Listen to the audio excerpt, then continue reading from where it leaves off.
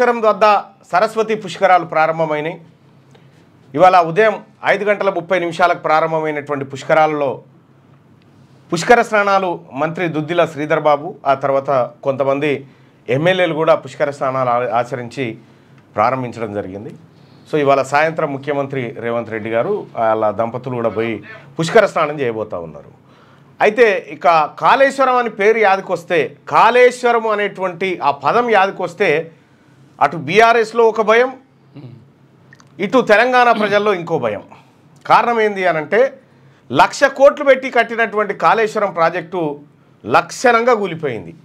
అంటే ఎందుకు పనికి రాకుండా అయిపోయింది. సో ఆ పీడకల ఇంకా తెలంగాణ రాష్ట్రాన్ని వదిలిపెట్టట్లేదు. నిన్న ముఖ్యమంత్రి గారు కూడా మాట్లాడుతూ 1,00,000 కోట్లు పెట్టిన కాళేశ్వరం ప్రాజెక్టుతో 50,000 ఎకరాలకు కూడా 50,000 కాదు 5,000 ఎకరాలకు కూడా నీళ్ళు లేవు. పంపులే ఎత్తిపోసుడే లేదా, ఆడికెళ్ళి వస్తాయి. వచ్చే నీళ్ళంతా ఎస్ఆర్ఎస్పి, ఎల్లంపల్లి, ఈ కాకతీయ కాల్వ, ఫ్లడ్ ఫ్లో కెనాలు ఇవే ఇక్కడి నుంచి వస్తాయి. కాబట్టి కాళేశ్వరం అనేది తెలంగాణ రాష్ట్రానికి, కాళేశ్వరం ప్రాజెక్ట్ అనేది తెలంగాణ రాష్ట్రానికి ఒక పీడకలగా మిగిలిపోయేటట్టుంది. దాని మీద కమిషన్ వేసిరు. ఆ ఎంక్వైరీ ఏం దాకా వచ్చిందో తెలియదు.